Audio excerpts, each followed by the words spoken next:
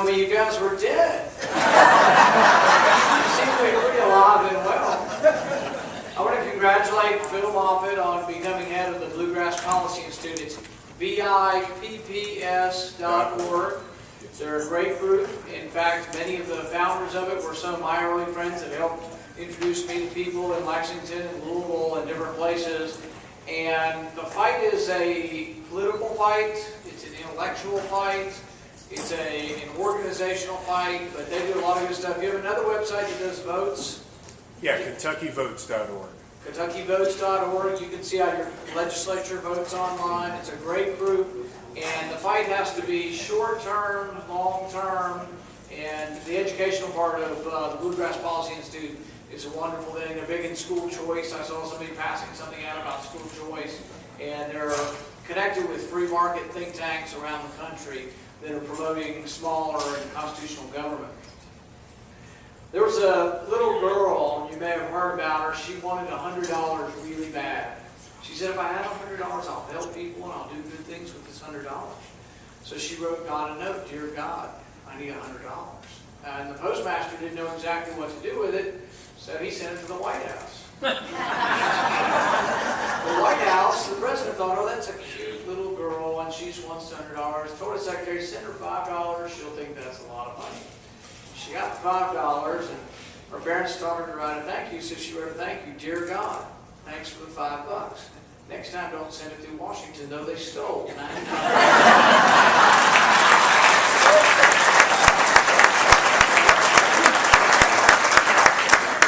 Government sort of, gets us twice. It gets us once by taking our hard-earned money. Then it gets us again the second time by spending it inappropriately, wasteful, or in a harmful way. For example, they regulate every walk of our life, our business lives, our personal lives. And if that weren't bad enough, we now find out that most of them are armed. Over 100,000 government agents are armed. I'm not talking about the FBI. I'm not talking about the military. I'm talking about the Department of Agriculture, the EPA. You know that the Department of Agriculture has SWAT teams? I'm not kidding. 2 weeks ago, they swooped down on an organic food store outside of Los Angeles for the crime of selling milk straight from the cow. It's the pasteurization police going after them for not pasteurizing their milk. It's a government that's just grown too large in every aspect. The EPA, we hear about it with regard to our energy and our electricity. Robbie Wrigley lived in Pascagoula, Mississippi. She's about 40 years old. She's got a 15-month-old child.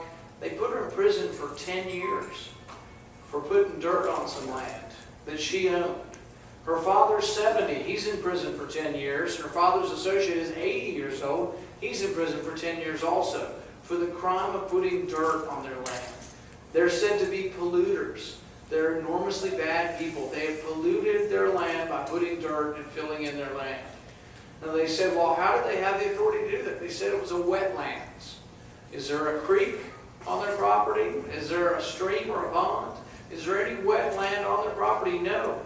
But they say any puddle that a migratory bird from another state flies in and lands on your land makes yours a wetland and it's interstate commerce because the bird flew from another state. Now the court finally struck down the migratory bird rule, but they replaced it with the migratory molecule rule, which means that if any molecule of water could have conceivably gotten on your property from a property across the state line, the federal government can get involved. The EPA has run amok. John Potsky lives in Morrisville, Pennsylvania. He was given a 3-year prison sentence by the EPA. What was his crime? He bought a dump. It was an illegal dump, and he decided to clean it up. He was going to try to make the land of more value. He picked up 7,000 old tires that had been thrown illegally on his land, on the land he bought. He got a whole bunch of old rusted cars. He cleaned it up, and then he put some, this was his big crime, he put some fill dirt in there. He also unclogged the stream next to him. Some of the tires were blocking the stream, so when the stream backed up, it would flood his property. It was a wetland. Because he took the tires out of the stream, it was no longer a wetland because the stream wasn't blocked up. What did the EPA say? You go to jail for not making it the way you should. You need to put the tires back. We have a government that has run amok. This didn't start just with President Obama. It's not all his fault. Even back in the 70s when Reagan first ran for office, he talked about OSHA. And he talked about how OSHA was out of control. He talked about how OSHA had a manual that taught people and regulated people on how to climb a ladder. The ladder regulations. Number one, make sure when you climb the ladder you are facing the ladder. They think we're too stupid to take care of ourselves. But the EPA at every turn has gotten out of control. But they have new rules, and they want to say, well, you want clean air, right?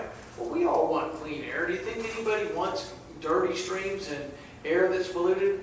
But they have a new rule. It's going to be a mercury rule. They're going to lower how much mercury can come out of the power plants. It sounds good, but the question is, can the power plants do it? And has the air not gotten cleaner with the current mercury rule that we have? Except for light bulbs. They say if we change the rules, this new mercury rule, that 17% of the power plants will go out of business. The people in charge of our country know nothing about business. I think we have the most anti-business president that this country has ever seen. Nobody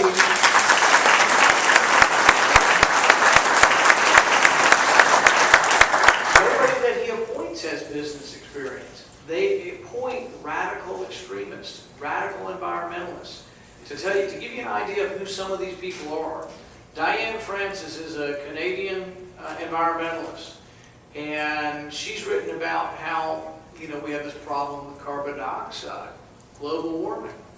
Well, it's not really your car they're worried about. It's not your big car, it's not your airplane, it's not your power plant. You know what they're really worried about? It's your breathing. There are too many breathers on the planet, according to Diane Francis. But do you think it's funny? She's got a policy, one child per family. She wants forced abortion and sterilization like they do in China to save us from global warming. These are the kind of people that drive the agenda in Washington now, the people who they appoint. It's not that so many laws have changed since we got this president. It's the people he has appointed to all these regulatory agencies that are now making law through regulations. And you say, well, I thought Congress passed the laws. Well, I thought they did too, and I got up there and I found out we don't create the laws, the regulatory agencies do. It is literally out of control. Now, we have one piece of legislation that I'm sponsoring with Congressman Davis from the northern part of the state, and it's called the RAINS Act. And it would say that any new regulation that's going to cost the economy over $100 million has to come back before it's enacted and be voted on by Congress and signed by the president. There's 200 of those in use.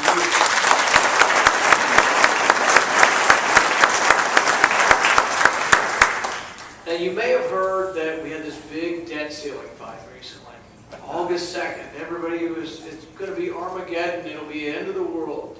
It was a bit of a false crisis, or a made-up crisis, in the sense that we bring in $200 billion a month in revenue, taxes. The interest payment's $20 billion. Why would we have ever defaulted? We have plenty of money to pay the interest on our debt. We have plenty of money to pay for Social Security. That's about $50 or $60 billion a month. We have plenty of money to pay all the soldiers' salaries.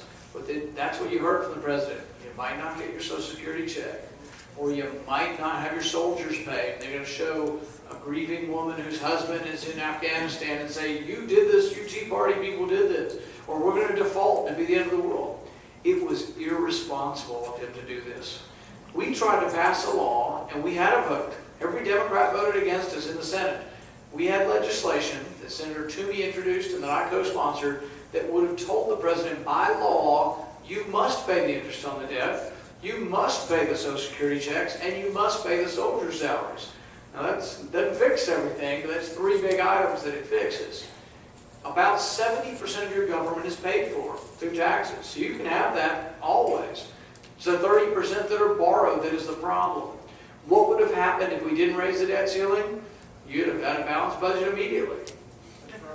Now, that's difficult to do, and I'd be in favor of doing it, but since I'm such a moderate, I've decided to compromise.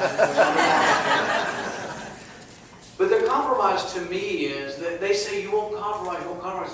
The compromise to me is that I'm willing to wait longer than 1 year. That's my compromise. That I would allow it to be 5 years or 7 years or 8 years. The balance, my office produced a budget.